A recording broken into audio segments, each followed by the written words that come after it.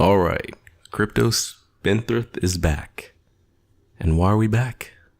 You'll know at the end of the episode. Going right in, CoinWatch, Bitcoins, 4K. Why? This little divide is interesting, like little thing. A lot of the Bitcoin Cash money is in 3 Korean exchanges. That's kind of dangerous to have all your volume in 3 exchanges. Also poses the question of why. Why are all these? Why is the majority of trading going on Korean exchanges? But Bitcoin itself, 4K, might not last that long. We'll see. I think it will stay 4K for a while, dip back down, and then go to 4K again, because Bitcoin always eventually goes back up. It's just the time, how long it stays there, how long it takes to get back. Like I said, Bitcoin Cash is a odd situation. Sure, Bitcoin Cash seems better with the transaction times, but right now, if it's only has like a little Korean bias and it's only featured mainly in Korean exchanges, it really like red flags it. Also, a lot of people have been talking about how there's mainly a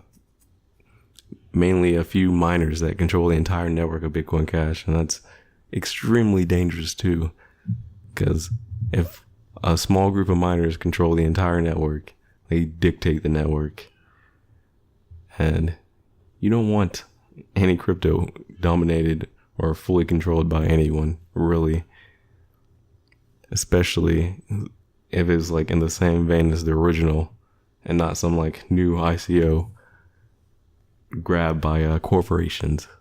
But next up, Ether saw some dark days when I was leaving, but now it's back up, which is not surprising.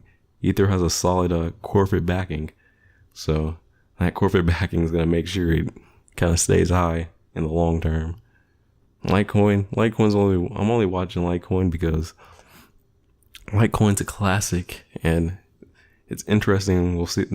It will be interesting to see where it goes with this new Bitcoin Cash divide.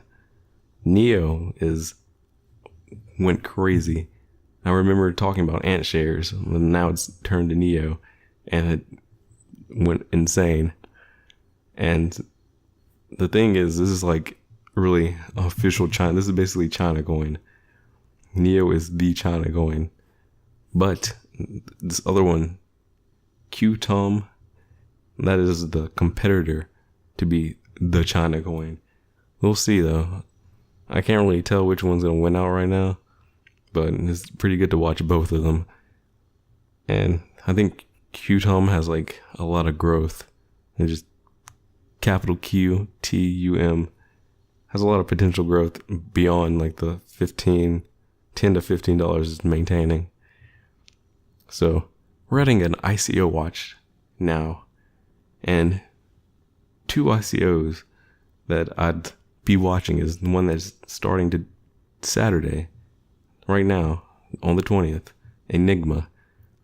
All you need to know is the team is solid, and it's basically hedge fund trading. And I can imagine already how they're going to make all these fancy tools that's going to be tapped in by AI high frequency trading, and it might be an insane platform in the end. But they're just building the platform. They're not like actually cashing in on the high frequency trading as much as I know of. But I expect like hedge funds to be paying big bucks to be in their little platform, to access their advanced trading platform. He'll have all the tools necessary, all the whatever, hedge funds use. I don't really know. But they know, and they're aiming to be the data curators for hedge funds. And with the team's backing, like with the team's Ivy League reputation, Ivy League history, I don't doubt that they have the connections to make this possible. And another one that I find personally interesting is Nametoken. That one's starting fairly soon, I think. But it's basically looking out for good domain names, cultivating them, and selling them off. And that's an interesting industry within itself, because a new domain name is trash unless it's like has like powerful backlinks behind it. I can imagine them, if they find good names, they cultivate it, and that's why they can sell it for multi-millions sometimes. But their little story of multi-millions is not going to happen all the time. Most of the trades are probably going to be a couple thousand, 500 here, a couple thousand there. Mainly a few thousand regions. That's what most domains go for. Like 1 to 10,000 usually. And only the exceptional ones really go 10K plus. That's been around for a while. That's has a decent backlinking profile. It's clean as a whistle, you know. We'll see. For the news segment, Bitcoin price surge, talked about that. Talked about how it might not maintain for now in the short term, but in the long run, I think it's going to hit 4K again by the end of the year if it dips. 3 Congress members are trying to create a completely new coin that's US regulations compliant. This is kind of interesting because most coins aren't covered by any kind of law. They're kind of roguish. And making the coins compliant will really probably bring an extra market for the people who are still on edge about crypto, because there still are people who are unsure about cryptocurrencies. And I'm sure there would be money into it if for whoever like invests into it. Next up, those hardware wallets aren't completely safe, but